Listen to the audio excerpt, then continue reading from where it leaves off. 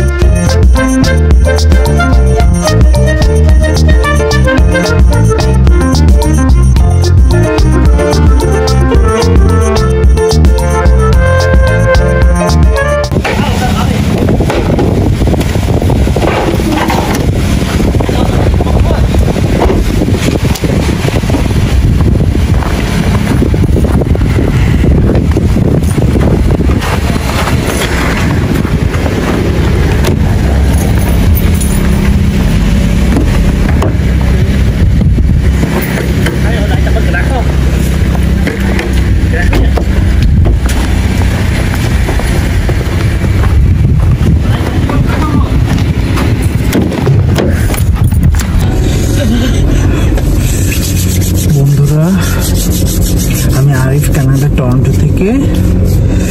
প্রচন্ড শীতে একবারে জমে যায় অবস্থা। এখানে মূলত কানাডাতে সব থেকে বড় প্রবলেম হচ্ছে উইন্টার সিজন। এখানে এত পরিমাণ বরফ, এই বরফে প্রতিদিন গাড়ি পরিষ্কার করা একটা রীতিমতো ঝামেলার কাজ।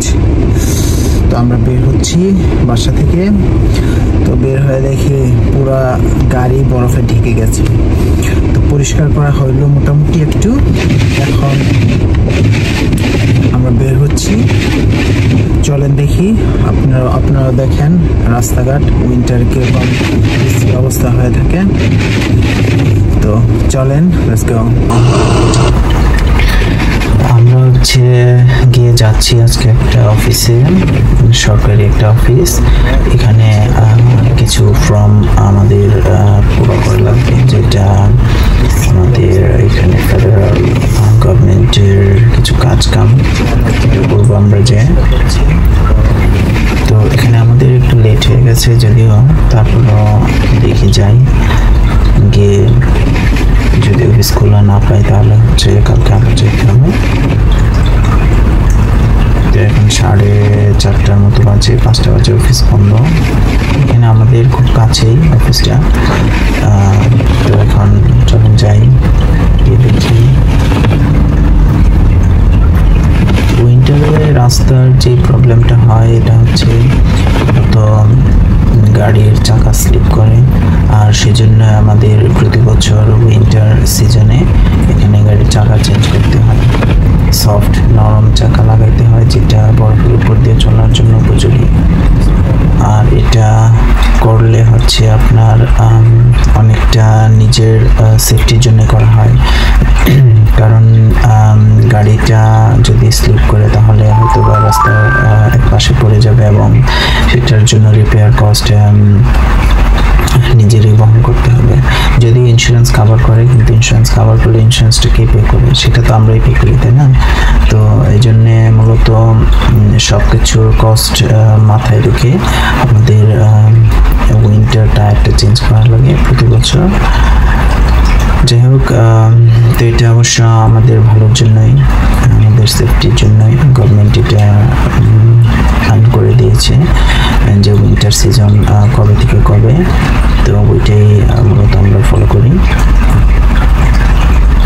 তো এইভাবেই হচ্ছে কানাডার রাস্তাঘাট বরফে ঢেকে থাকে উইন্টার সিজন আসলেই। চারদিকে সাদা, ভালো লাগে, যদিও এই ভালো লাগাটা বেশিক্ষণ থাকে না। যখন বাইরে বের হয়ে এরকম বরফ পরিষ্কার করা লাগে এবং গাড়ি আস্তে আস্তে চালাইতে হয়, সময় মতো কাজে যাওয়া যায় না অনেক সময়, বা একটু টাইম বেশি লাগে। তো সেজন্য এটা ভালো লাগাটা বেশিক্ষণ কাজ করে না আসলে।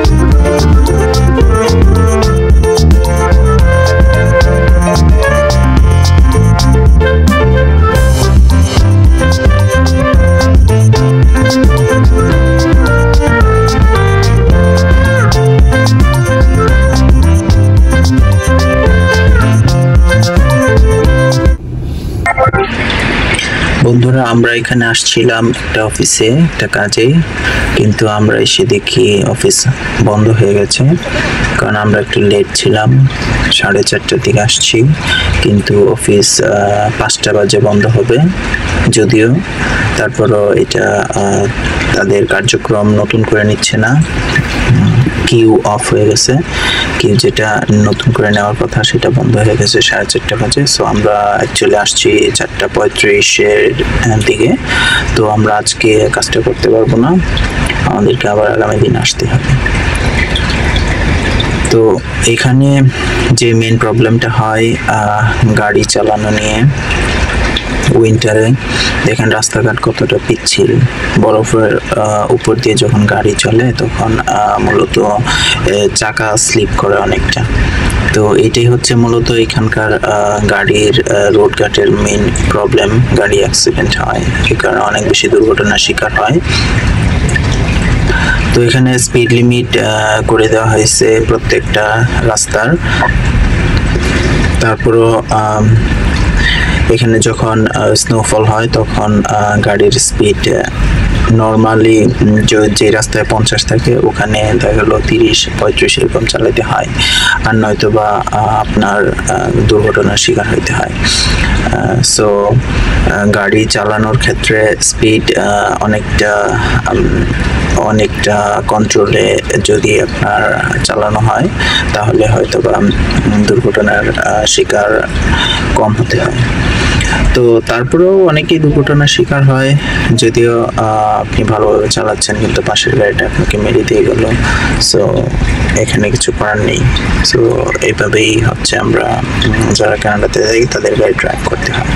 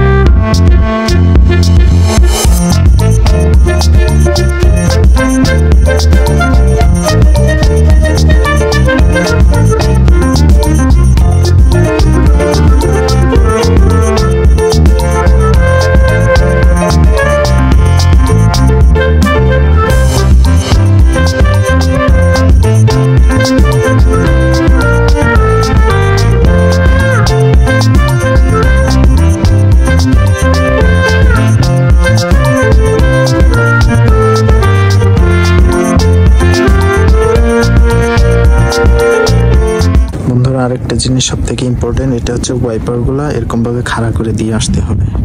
যদি খাড়া করে না রাখেন তাহলে পরের দিন সকালবেলা আপনি এটাকে কখনোই মুভ করতে পারবেন না, একদম আইস হয়ে যাবে। সো যখন গাড়ি থেকে বাসায় যাবেন তখন এটা অবশ্যই ওয়াইপারগুলো খাড়া করে দিয়ে যাবেন। এই ছিল।